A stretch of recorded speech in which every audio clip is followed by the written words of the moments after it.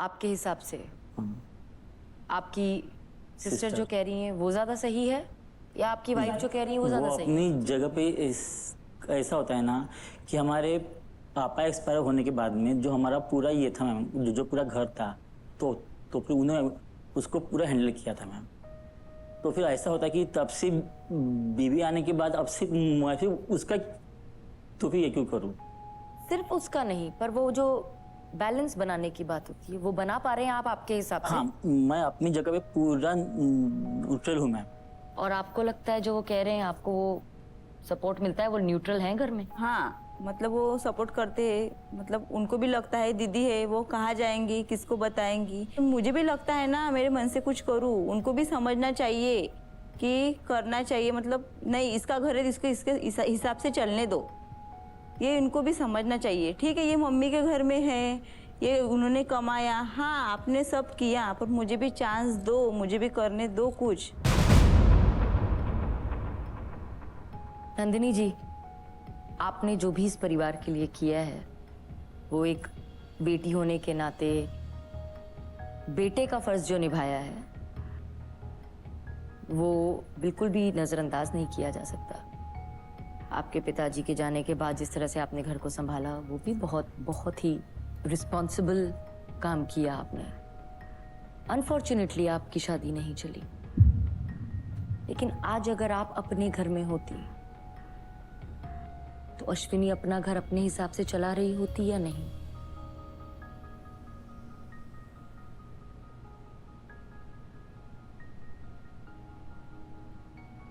चला रही होती। और आप के हिसाब से शादी टूटने का जो दुख था वो डिप्रेशन में बदला और उससे बाहर निकलने का मौका आपको उस बच्चे की वजह से मिला। लेकिन आपने क्या ये रियलाइज किया है कि आप डिप्रेशन से निकल गई लेकिन कोई और डिप्रेशन में जा रही है?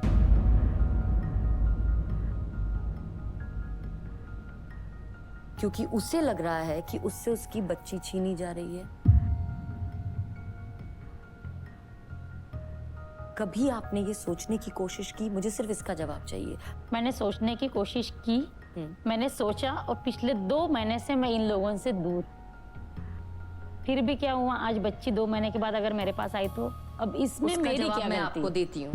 बच्चे स्पॉन्ज की तरह होते हैं, उन्हें जो सिखाया जाएगा वो वही सीखेंगे। एक बच्ची को पिछले 5 सालों से आपने अपने इतना करीब कर लिया है कि अब सडनली आप 2 महीने से अगर उसके पास नहीं है, आपको लगता है वो 5 साल का प्यार भूल के इस 2 महीने में ओके हो जाएगी। बुआ को बोलना चाहिए था कि बेटा मम्मा आपका बेस्ट जानती हैं, आपके लिए जो उन्होंने खाना बनाया है वो खाओ, और वो आपको इतना मानती थी वो जरूर खाती। आपने उसे अपने पास आने के चक्कर में ये रियलाइज ही नहीं किया कि वो उसकी माँ से कितनी दूर होती जा रही है।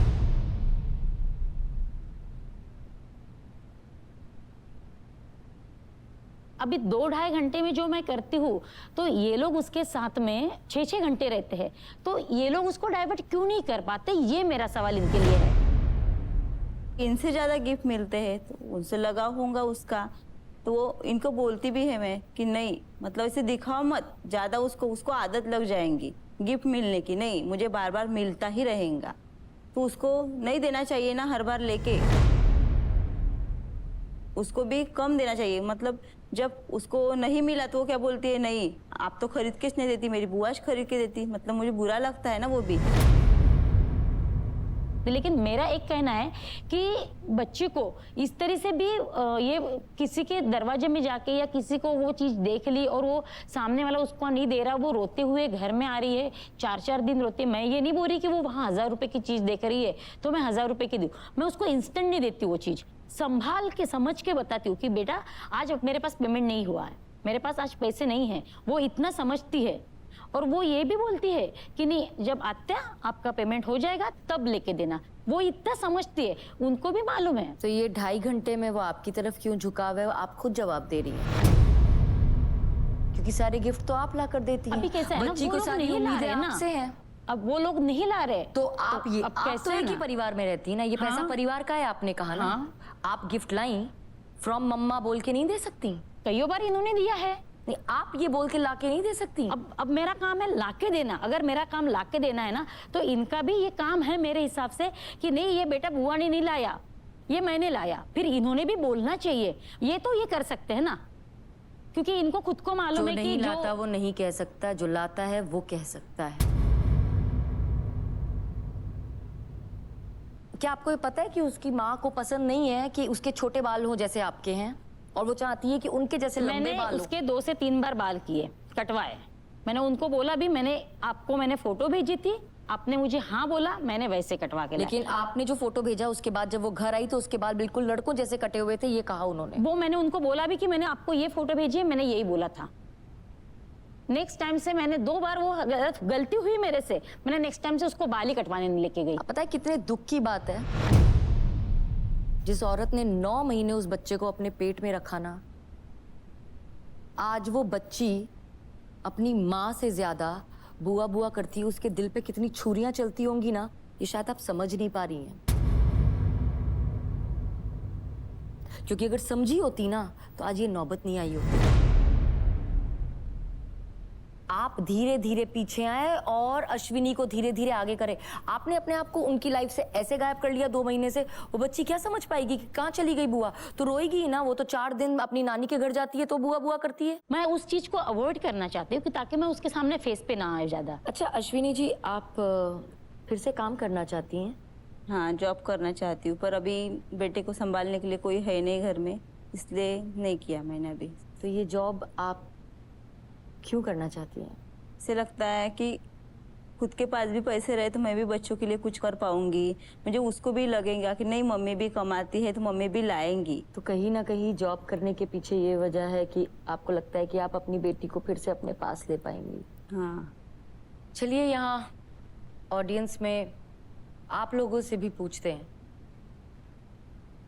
कि आपके हिसाब से क्या करना चाहिए?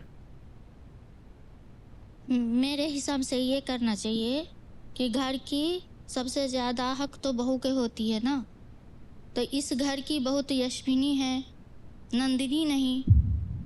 मेरे हिसाब से बच्चों की परवरिश माँ की मर्जी से होनी चाहिए। सारी बातें माँ पे जाती है, माँ ही अपने बच्चों को पालती है, तो माँ पे ही सारा क्रेडिट जाता है ना, तो माँ की मर्जी से ही घर परिवार चलना चाहिए। Thank you. क्या आपसे ये उम्मीद कर सकती हैं वो कि आप समझेंगी और आप सानवी को समझाएंगी कि बेटा मम्मी जो कह रही है वो सही कह रही है, उसे उसकी माँ की तरफ थोड़ा बढ़ाएंगी? ये कोशिश कर सकती हैं आप? मुझे कोशिश करने में कोई दिक्कत नहीं है, मैं बिल्कुल कर सकती हूँ कोशिश। हर चीज का समाधान जो है वो प्यार से निकलता है, और हमारे पास एक प्यार का मंत्र है। पता है वो क्या है? Sorry, thank you, I love you. तो आप दोनों एक एक बात जिसके लिए एक दूसरे से सॉरी कहना चाहती हैं, वो एक दूसरे से कहिए। आप किस चीज के लिए उसे सॉरी कहना चाहेंगी और आप किस चीज के लिए इन्हें सॉरी कहना चाहेंगी? देखो अश्विनी, मेरे तरफ से तो ऐसा कुछ है नहीं। मुझे खुद को भी समझता है कि एक बच्ची अपने माँ की तरफ ही अट्रैक्ट होंगी, और ये मुझे भी मालूम है वो अभी छोटी है इसीलिए वो मेरे तरफ ज़्यादा अट्रैक्ट हो रही है। और कुछ एक समय के बाद वो शायद जैसी बड़ी बड़ी हो जाएगी ना, वो मेरे से भी ऑटोमेटिक दूर हो जाएगी, क्योंकि वो अपनी खुद की लाइफ में आ जाएगी। उसको माँ बाप भाई बुआ कोई नहीं समझ में आएगा उस समय में, और मेरे मन में ऐसा कभी कुछ नहीं रहेगा। आपको मेरा कुछ गलत लगा उसके लिए, क्योंकि मैं एक माँ हूँ तो मुझे लगता है कि मेरी बेटी मेरे सुनना चाहिए, इसलिए मैं भी सॉरी बोलती हूँ। पर आप थोड़ा थोड़ा करके उसको समझाइए, मेरा यही मानना है बस। बाकी आपके बारे में मेरा कोई प्रॉब्लम नहीं है।